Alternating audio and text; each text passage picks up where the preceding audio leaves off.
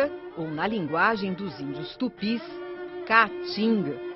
Esse é o único bioma exclusivamente brasileiro.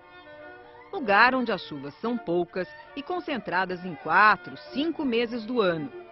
Durante todo o período seco, as plantas da caatinga ficam assim, praticamente sem folhas, uma floresta de galhos retorcidos, espinhos, aparentemente pobre em biodiversidade. Mas veja o que acontece logo depois das primeiras chuvas. Com pouca água, as plantas que pareciam mortas renascem e a gente consegue enxergar a riqueza e a diversidade de espécies que compõem a caatinga. Para conhecer melhor esse bioma, nós visitamos o semiárido nordestino em 2 épocas bem distintas: o período seco, entre outubro e novembro de 2010, e a estação das chuvas, no começo de 2011. Nós percorremos 4 estados: Pernambuco, Paraíba, Rio Grande do Norte e Ceará. Na primeira parada da nossa viagem, você vai entender como foi que essa região se formou. Para isso, vamos a Crato, no sul do Ceará. Essa é a Chapada do Araripe, formação que ocupa parte dos estados do Ceará, Piauí, Pernambuco e Paraíba. Há milhões de anos, esse lugar guarda um tesouro geológico, uma incomparável quantidade de fósseis, que são restos de animais e vegetais encrustados nas rochas. Para conservá-los, em 2006 foi criado aqui o primeiro Geoparque das Américas, dirigido pelo biólogo Álamo Saraiva. Doutor Álamo, o que é um geoparque? Geoparque é um programa da Unesco que tem como objetivo principal a preservação de áreas de interesse geológico. Essa história começa há mais de 100 milhões de anos, quando África e América formavam um único continente. A separação aconteceu por causa da movimentação de porções da crosta terrestre, as chamadas placas tectônicas. Na divisão dos territórios, houve um rebaixamento dessa área e grandes lagos se formaram aqui. Mais tarde, houve o soerguimento, o levantamento desses lagos. O sedimento que estava no fundo aflorou, dando origem à chamada Bacia Sedimentar do Araripe. Como o período era também um período que a gente pode chamar de aquecimento global, esse lago estava secando.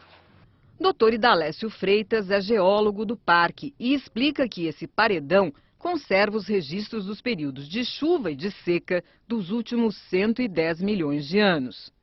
Esses níveis mais escuros que a gente vê no calcário aqui, né? Esses risquinhos mais escuros, um período mais úmido, com um pouco de matéria orgânica. Nesse período, nesses risquinhos mais claros, um período seco, um período de pouca chuva. Quer dizer, seca aqui não é novidade não, seca né? aqui pra gente não é novidade não. As áreas demarcadas pelo parque são os geossítios. Esse fica em Santana do Cariri, no meio de uma área de extração comercial de pedras. Essas lajotinhas, usadas como piso e revestimento, conservam muito mais do que dados climáticos. Doutor Álamo, o que a gente consegue ver aqui nessas pedras que o senhor separou?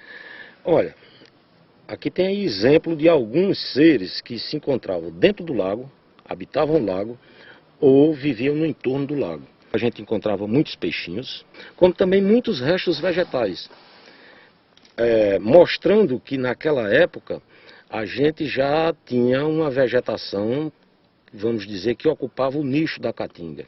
A maior parte da vegetação aqui era composta do grupo dos pinheiros, araucariáceas, por exemplo, essa vegetação que a gente encontra já no Paraná, São Paulo, Rio Grande do Sul. A poucos quilômetros daqui, outro geossítio espetacular, um lugar onde dentro de toda a pedra tem um peixe fossilizado. Nós estamos aqui na lama do que sobrou do fundo de um lago sob influência marinha, ou seja, aqui era um ambiente de água salgada. Toda pedra dessa daqui, que são chamadas de concreções, tem um peixe, porque foi o peixe que fez a indução para a formação dessas concreções. Se a gente abrir aqui, a gente vê um Tárrias araripes, né? Como é que é o nome dele? Tárrias araripes. E é engraçado que dá para ver até o olho todo preservado, né? A coluna, a espinha do peixe. É uma das características dos fósseis aqui da Bacia do Araripe, é manter o sentido tridimensional da peça e o tecido mole preservado. Então a gente vê aqui coluna vertebral e costelas, mas dá para ver estrutura de músculo, de pele, raias da cauda, das nadadeiras, tudo fica preservado. Para comprovar o que diz, Dr. Álamo abre outra pedra que eu mesma escolhi. E veja só, tá aí mais um peixe fossilizado. Tem um ditado que diz que cada enxadada é uma minhoca, aqui seria cada enxadada um fóssil, né? As melhores peças coletadas estão reunidas no Museu da Universidade Regional do Cariri, aqui mesmo em Santana. Nesta sala, uma coleção de troncos fossilizados. Parece madeira, mas é tudo rocha. No acervo de plantas ainda tem pinha pré-histórica, folhas, galhos e os primeiros registros de plantas capazes de produzir frutos. Na coleção de insetos, veja só, abelhas, vespas e uma libélula que, de tão bem preservada, virou símbolo do museu. A gente teve aqui, na época do Cretáceo, uma explosão de insetos, principalmente do grupo das abelhas, dos marimbondos, né, vamos dizer assim, e também desses dependentes, que tinham uma ligação direta com as plantas que têm flores. São polinizadores. Polinizadores. Muitos fósseis são bem parecidos com seus descendentes atuais. Caso dos escorpiões, aranhas, pererecas, das tartarugas e dessas conchinhas que só aparecem onde já teve água salgada. Agora uma cena surpreendente. Esse peixão morreu entalado tentando engolir outro e acabou fossilizado assim. Nesses anos todos que vocês estão trabalhando aqui, quantas espécies entre plantas, vegetais e animais vocês já conseguiram descrever? De uma maneira geral, a gente pode dizer que entre micro e macrofósseis, perto de 500 espécies. É muita coisa, né? E muita coisa ainda tem para ser descoberta e muito mistério ainda para ser desvendado. Segundo os pesquisadores, a caatinga, como conhecemos hoje, tem pelo menos 18 mil anos. A caatinga é a principal formação vegetal do semiárido nordestino e ocupa 10% do território brasileiro. São mais de 840 mil quilômetros quadrados espalhados por 10 estados. Nessa região chove em média 560 milímetros por ano e a estação das águas é concentrada em apenas 3 ou 4 meses. Por isso, as plantas da caatinga tiveram que desenvolver mecanismos para resistir a longos períodos de estiagem. São as chamadas plantas xerófilas, que vamos conhecer melhor agora com a ajuda do agrônomo Jacob Souto, professor da Universidade Federal de Campina Grande, em Patos, no sertão da Paraíba. Agora, quais são os mecanismos que essas plantas usam para poder resistir a meses sem chuva, às vezes? São vários os mecanismos. Então, um dos primeiros deles é a queda das folhas. Então, com a queda das folhas, nesse período mais seco do ano, o que é que ocorre? A planta deixa de transpirar, por conseguinte, deixa de perder água e há uma economia de água. Uma outra característica da planta é que muitas delas não possuem folhas. As folhas são transformadas em espinhos, a exemplo das cactáceas. E num exemplo bem típico nosso aqui, nós temos plantas da família das euforbiáceas, a exemplo da maniçoba, que elas têm raízes na forma de túberas, como a mandioca, né, e outras plantas. Então, nessas estruturas das suas raízes, elas acumulam água e nutrientes para que sobrevivam a longos períodos de estiagem. Para ver como são essas raízes, arrancamos uma maniçoba. E parece mesmo uma mandioca, veja só. Então aqui nós temos o sistema radicular da maniçoba. Você vê que tem algumas raízes bastante profundas, né? Isso aqui, no período mais seco do ano, é quem ajuda a planta a sobreviver. Porém, essa estrutura é um órgão de reserva da planta. É onde a planta acumula principalmente água e nutrientes para sobreviver a esse longo período de seca que ocorre aqui na nossa região. As plantas da caatinga têm papel fundamental na fertilidade do solo. Os nutrientes que elas sugam da terra depois são devolvidos através da serrapilheira. Essas folhas que caem se acumulam no chão. Há 10 anos, Dr. Jacob vem pesquisando de que maneira a decomposição desse material libera os nutrientes. Para isso, numa área de caatinga preservada, ele espalha pequenas caixas coletoras. Depois analisa tudo que cai dentro delas. No bioma caatinga, por ano, em média, é depositado de serrapilheira, no conjunto todo, em torno de 1,8 a 2 toneladas por ano, por hectare. Para haver uma decomposição aí em torno de 70% desse material, leva em torno de 2 anos e meio para degradar. O regime de chuvas, a altitude e a qualidade do solo determinam a vegetação típica de cada lugar. Dentro do bioma caatinga há formações florestais diferentes, como vamos ver em Crateús, quase na divisa do Ceará com o Piauí. Aqui está uma das maiores reservas particulares de caatinga do país. Essa reserva é muito interessante porque os 6.000 hectares dela estão divididos em duas áreas bem distintas. Uma parte fica aqui embaixo, na região conhecida como Sertões do Crateús. A outra está lá em cima, ó, no alto daquela serra, a Serra das Almas. E é para lá que a gente vai agora. A área pertence a uma organização não governamental, a Associação Caatinga. Nós visitamos a Serra das Almas no período da seca. As trilhas da reserva levam a lugares surpreendentes. Pode não parecer, mas essa vegetação de árvores enormes e muita sombra também faz parte do bioma caatinga. O Everton, que vegetação é essa? Como é que isso se chama? Então esse complexo vegetacional, né, também pertence à caatinga, chama-se mata seca. O que a diferencia da caatinga, a princípio, é a composição florística, né? Você percebe que as árvores têm um porte maior, cerca de 60% dessas espécies conservam as folhas verdes, não caem no período de estiagem como a caatinga, e também elas ocorrem só em ambientes de altitude elevada, acima de 600 metros. Mais uma caminhada e chegamos a um ecossistema raro, com um cenário completamente diferente. Não por acaso, este lugar é conhecido como lajeiro. Basta olhar em volta para entender por quê. Muita pedra, rocha e essa vegetação ao redor também tem um nome bem sugestivo, carrasco. O carrasco é um ecossistema que faz parte do bioma caatinga, porém ela é diferenciada por conta das características. As árvores têm um porte bem menor, elas têm essa característica também de os galhos ficarem emaranhados. Elas só ocorrem em terrenos de rocha, solo raso, arenoso. Só existe no planalto da Ibiapaba, entre o Ceará e o Piauí, e na Chapada do Araripe, no sul do Ceará, com limite com o Pernambuco. A Serra das Almas é o lar de muitos animais nativos.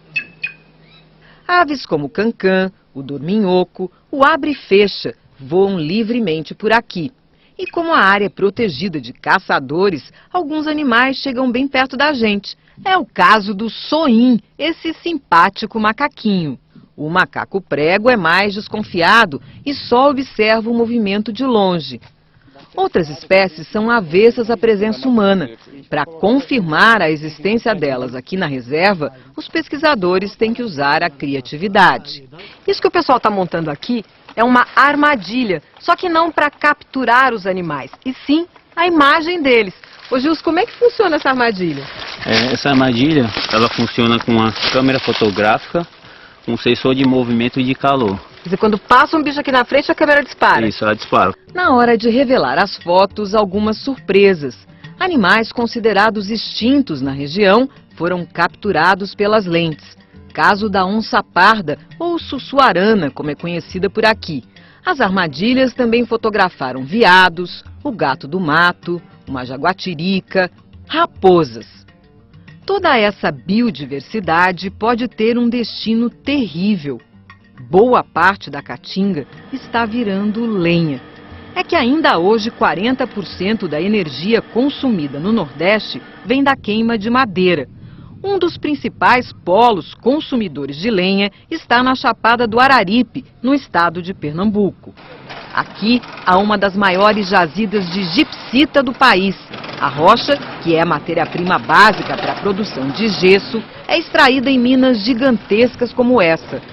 Ela sai do solo com muita umidade e tem que ser desidratada. O serviço é feito numa calcinadora, local onde a pedra é triturada e depois aquecida em fornos, alimentados com madeira. Os dados que nós temos hoje mostram que do Nordeste sai por ano mais ou menos 25 milhões de metros de lenha. Dr. Francisco Campelo é engenheiro florestal e analista do IBAMA. Ele explica que a lei não proíbe o corte de madeira nativa, mas hoje qualquer desmatamento só pode ser feito com autorização dos órgãos ambientais. A rigor, toda a intervenção numa propriedade que libere material lenhoso nativo teria que ser licenciada pelo Estado. Que é a pessoa mostrar que vai precisar tirar aquela cobertura florestal para fazer uma prática agrícola ou pecuária. E que, além disso, vai estar respeitando a reserva legal e as áreas de preservação permanente. No final de 2009, o IBAMA fez uma grande operação aqui na Chapada do Araripe. Fechou 40 calcinadoras por uso de madeira clandestina e embargou diversas áreas que faziam o corte ilegal de caatinga. Segundo o IBAMA, o aperto na fiscalização vem dando resultado. Hoje, 80% da lenha que entra no polo gesseiro é licenciada, é uma lenha legal. E 20% é uma lenha clandestina que ainda vem de desmatamentos, né, feitos sem nenhum critério nem autorização. No lado cearense da Chapada, na cidade do Crato, uma empresa virou modelo de convivência com o meio ambiente. A cerâmica dos irmãos Ronaldo e Everardo produz telhas e tijolos e usa lenha para alimentar os fornos que secam e queimam as peças. Para reduzir o uso de madeira nativa, a cerâmica teve que procurar outras alternativas para sua matriz energética, como se diz por aqui. Ou seja, teve que encontrar outra coisa para queimar que não fossem as plantas da caatinga. Coco de babaçu, bagaço de cana e até galhos que sobram da poda das árvores urbanas agora são matéria-prima para os fornos. Com pequenas alterações, hoje um mesmo forno produz calor suficiente para queimar e secar as peças, o que representa uma grande economia de madeira. Quanto vocês estão economizando hoje em comparação ao que vocês gastavam quando começaram o processo aqui? Superior a 80%. As mudanças também chegaram ao campo. 40% da lenha usada na cerâmica ainda vem de árvores nativas. Só que elas são provenientes de um projeto de manejo sustentável, instalado em 3 fazendas da região. Uma delas fica no município de Assaré e pertence ao agrônomo Antenor Muniz. Seu Antenor, qual é o tamanho da sua propriedade? 3.752 hectares. Apenas 5% da área são usados para agricultura. A reserva legal ocupa 20%. O restante, cerca de 1.700 hectares, entraram no plano de manejo. Para você entender melhor como funciona o manejo, preste atenção na ilustração. A área foi dividida em 15 talhões. A cada ano, um deles é cortado. Assim, uma mesma área só vai sofrer o segundo corte depois de 15 anos. Quando chegar aos 15 anos, será feito um estudo, novamente, para ver se será viável intervenção nessa área novamente para que o órgão consiga licenciar. No manejo, nem todas as árvores são cortadas. A gente identifica algumas espécies que são protegidas por leis, como a aroeira, certo? Nós temos a braúna, angico, algumas espécies que são de interesse da comunidade, certo? Onde elas retiram seu alimento, como o umbuzeiro, certo? Algumas espécies forrageiras, como o mandacaru, também são de interesse da comunidade, e outros fitoterápicos, além dos abrigos de fauna que existem dentro da área, que eles são deixados. Essas não se cortam de jeito nenhum? De jeito nenhum. Hoje o manejo é a principal fonte de renda da propriedade. Cada talhão dá em torno de 10 mil metros de lenha. E esses 10 mil metros, depois que a gente tira despesa, frete, transporte, corte, essa coisa toda, é em torno de 5, 6 reais por metro de lenha. Você vai ganhar de 50 a 60 mil 50 reais. a 60 mil reais ano, né? Por ano. Por cada talhão. A cerâmica também está faturando com os investimentos que fez. Ela virou vendedora de créditos de carbono, uma espécie de moeda verde concedida a empresas que trabalham de forma ecologicamente correta para ser negociada no mercado internacional. Tudo que nós investimos, houve um retorno somente com as vendas de crédito de carbono. Não estamos contabilizando o que economizou na produção. Estou falando que o que investimos, houve o retorno. Porque mexer com o meio ambiente hoje, trabalhar de um jeito correto, é bom negócio também. Ser ecológico dá dinheiro.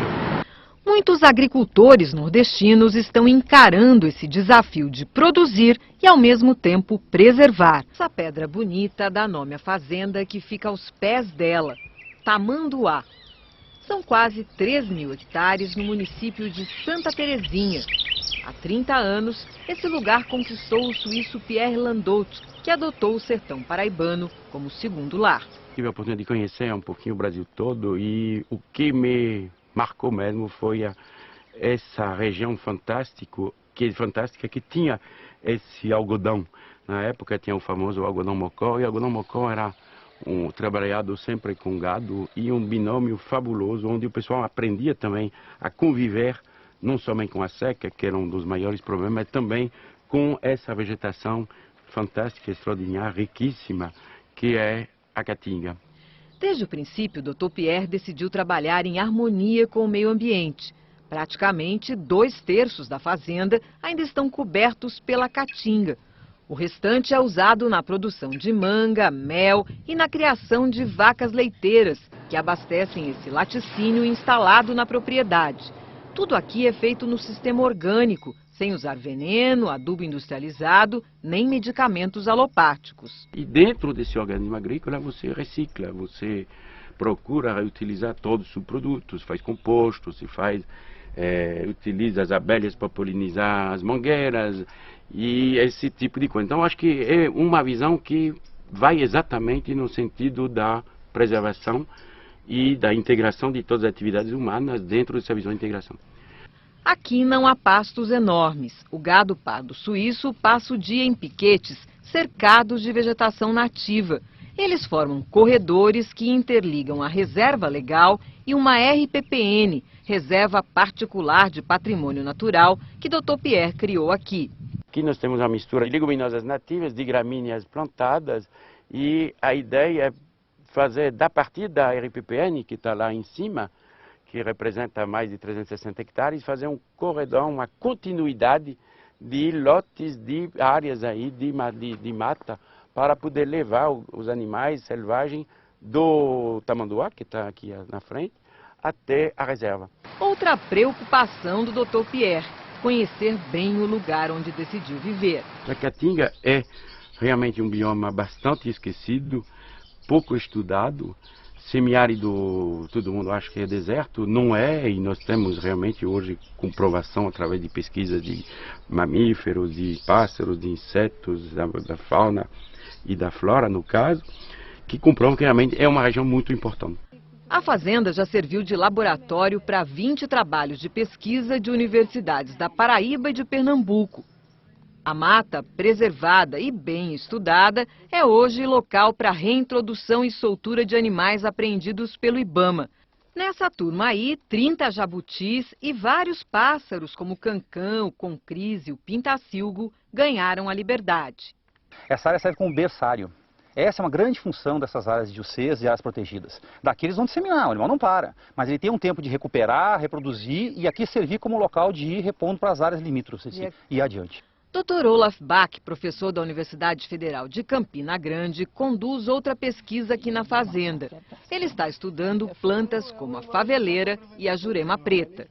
E por que o senhor escolheu essas plantas? Então, em comum, elas têm que são forrageiras. A gente pensa em não retirar a vegetação arbórea para recobrir o solo, proteger o solo, etc. E, ao mesmo tempo, utilizar essas espécies como produtora de forragem. A faveleira tem alto teor de proteína, em torno de 15%, mas seus ramos são cheios de espinhos. A pesquisa vem trabalhando na produção de plantas livres desse inconveniente. Infelizmente, a sem espinho produz um pouco menos do que com espinho. Nós fizemos essa primeira etapa de melhoramento, que foi tirar o espinho, e depois agora nós vamos fazer o melhoramento genético para produção de forragem. Dr. Olaf acredita que trabalhar com as plantas forrageiras nativas, que são adaptadas ao clima do semiárido, só traz vantagens. É uma riqueza que infelizmente a gente não aproveita e às vezes passa fome sem ter necessidade. O seu gado morre e você chega na outra estação de chuva, sem nem ter a semente, que a gente chama, nenhuma fêmea para você começar a reconstruir ou aumentar o seu rebanho novamente. A faveleira é apenas uma entre muitas riquezas que o bioma Caatinga tem a oferecer. Basta que se aprenda a lidar com ele.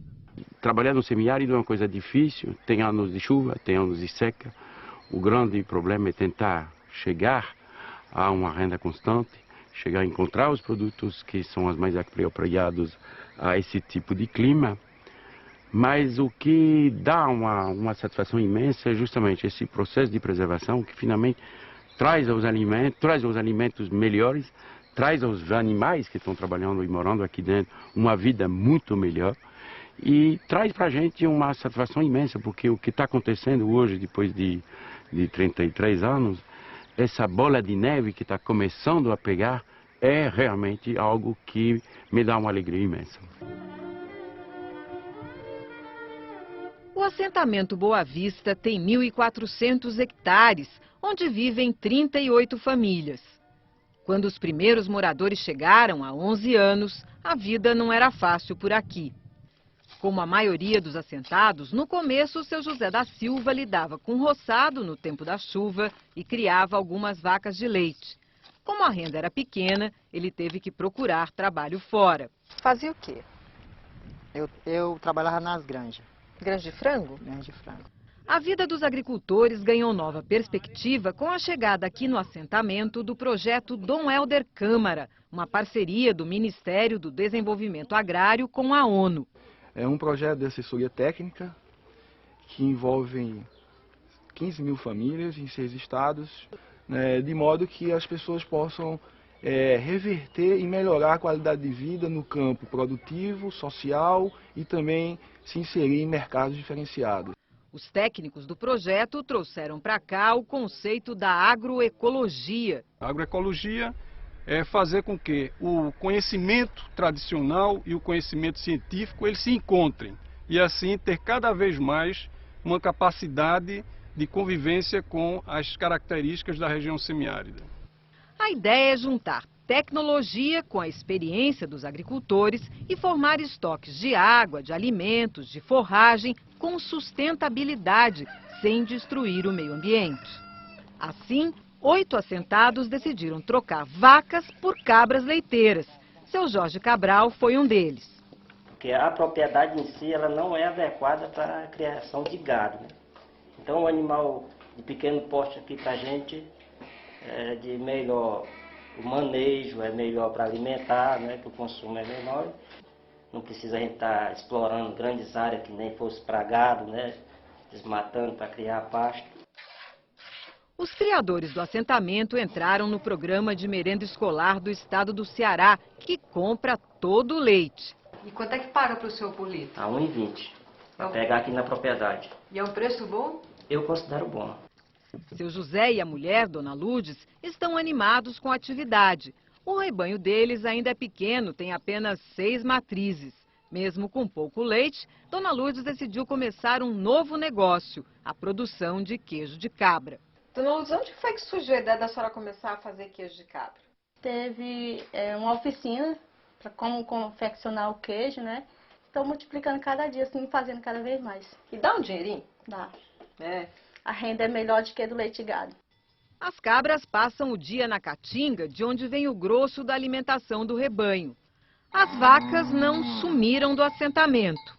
É só para o consumo e os cabritos das cabras que bebem leite de gado também. Para o seu Ismael, as vacas têm outra utilidade, produzir esterco. Quanto esterco o senhor coleta por dia, Ismael? É um carrinho desse, dá uma média de 30 quilos, 25, 30 quilos nessa média. Com a produção do dia no carrinho, seu Ismael segue para casa. Vai alimentar um biodigestor instalado no quintal. E quando um dia o pessoal do Dom Helder, com o pessoal da diaconia, falando que tinha possibilidade de construir um biodigestor pequeno, certo? Que é um pequeno agricultor com poucos animais que poderia alimentar, né? E eu me interessei. O esterco é misturado com água e carreado para dentro do biodigestor. O processo de fermentação produz o gás. Um biodigestor familiar como esse aqui custa entre R$ 2.500 e R$ 3.000 e é capaz de produzir gás suficiente para abastecer uma família de 7 pessoas. O gás segue direto para a cozinha e Dona Iraci garante que funciona bem. É ótimo, porque além dele ter as chamas maior, a gente cozinha mais rápido, né? A comida é feita mais rápido. Além de trazer economia, o biodigestor é ecológico. Ele deixa de retirar a lenha da caatinga, ele deixa de desmatar a caatinga, utilizando o gás metano, que é o gás produzido com o biodigestor.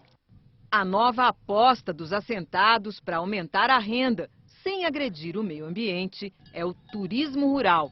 Uma das formas que o pessoal do assentamento encontrou para melhorar a renda das famílias, sem ter que avançar sobre novas áreas de caatinga, foi a instalação aqui de uma pousada rural. Ela tem capacidade para receber 20 hóspedes de cada vez. Belos cenários, banho de açude e comidinha caseira são alguns dos atrativos da pousada, administrada pelos próprios assentados. E a gente já passou por várias capacitações de culinária, de garçom, de recepção, para poder a gente desenvolver e saber a noção como receber o turista melhor, né? Agora você vai conhecer outra comunidade que trabalha com o projeto Dom Helder Câmara, no sistema de agroecologia desde 2003. É o assentamento Moacir Lucena, que fica na Chapada do Apodi, no Rio Grande do Norte. Aqui, em 700 hectares, vivem 26 famílias. A maioria dos moradores trabalhava como meeiro na antiga fazenda de algodão, que foi desapropriada para dar lugar ao assentamento. A gente era mandado pelo dono da fazenda. Né? A gente só tem um tipo de alimento, quando tirava ele, devia metade do patrão, e a outra a gente que armazenava para comer era só uma qualidade de alimento que não tinha condições de comer outro tipo de alimento. Ou seja, tem que ser mesmo só o feijão bravo. Hoje, Irapuã Gomes é presidente da Associação dos Moradores do Assentamento e conta que, para melhorar a alimentação das crianças, surgiu a ideia de plantar frutas no quintal das casas. Foi assim que chegaram aqui os primeiros pés de cajarana, tamarindo, manga, araticum. Nós hoje temos 9 tipos de qualidade de frutas, né, que cada uma são uma fruta diferente que tem um período tudo de sequeiros. A ideia dos quintais produtivos deu tão certo que a fruticultura acabou se espalhando aqui pelo assentamento. Hoje já há pomares comerciais, como esse aqui de caju. Ira, quantos pés de caju vocês já plantaram aqui?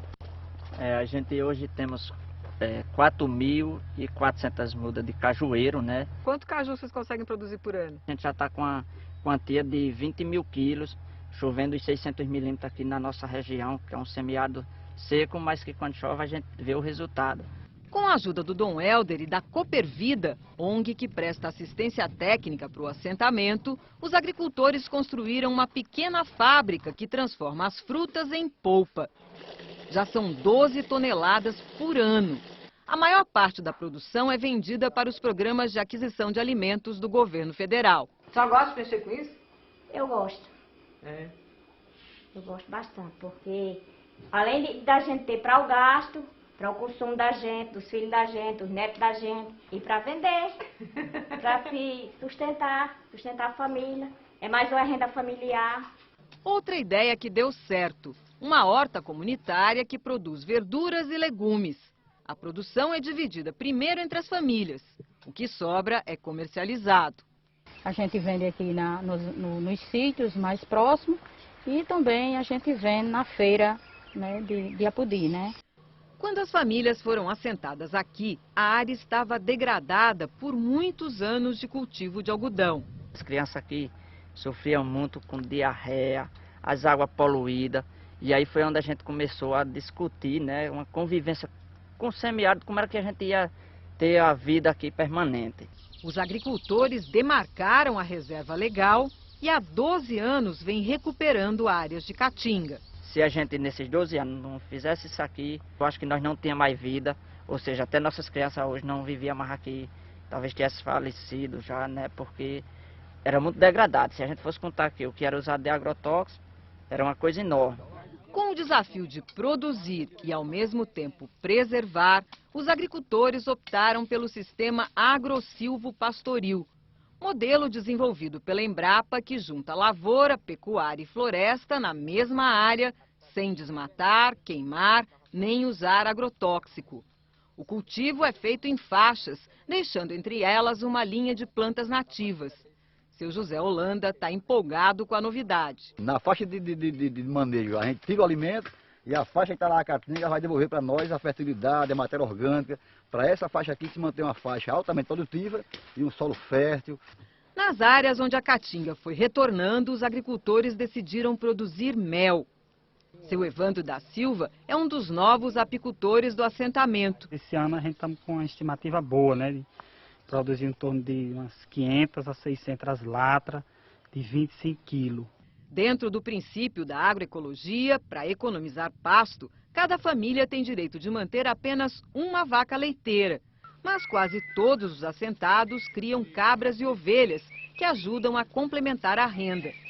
Como os lotes são pequenos, têm só 19 hectares, os rebanhos podem ter no máximo 70 animais. Como o caprino ele é um animal que não exige muito alimento, né?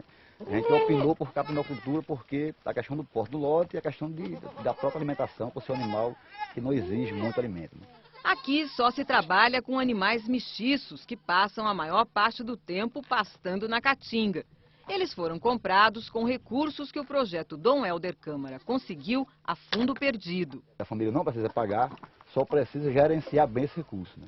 Fazer com que ele se multiplique, a família melhore de vida, melhore a sua alimentação e para o projeto é o fundamental. Tantas mudanças trouxeram mais renda e qualidade de vida para os assentados.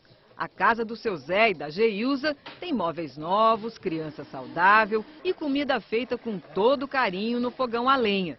Os tempos difíceis de antigamente agora são só lembranças. Papai foi nascido e criado aqui, ele sempre plantava aqui, mas era no meio. Se ele tirasse 10 sacos de feijão, 5 era para ele, 5 era para o dono da terra. Agora não, agora tudo é da gente. É, né? Melhorou muito, né? Hoje, além de feijão, a mesa do almoço tem arroz, galinha caipira, carne de bode, salada e, claro, suco. Um delicioso retrato do novo perfil dessas famílias. Agora, juntando tudo que vocês produzem aqui, mel, cabrito e suco, quanto é que a senhora apura de renda mais ou menos por mês, assim? Quando você pega a produção anual e divide ela em 12 meses, né? Dá uma quantia de 2 salários, 1,5 salário e 2 salários por mês. As mudanças no assentamento trouxeram mais do que dinheiro no bolso. Elas abriram uma nova estrada que essa gente agora tem orgulho em percorrer. E a vida que você temos hoje de maneira digna e boa, né?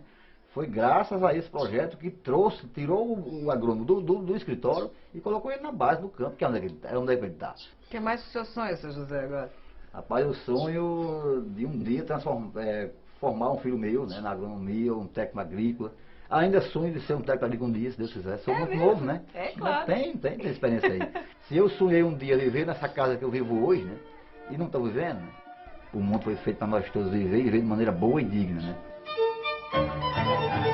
Seja no tempo das águas, seja na seca, seu Zé Holanda e tantos outros agricultores estão aprendendo que a perpetuação da vida no sertão depende do conhecimento e da convivência harmoniosa com a caatinga.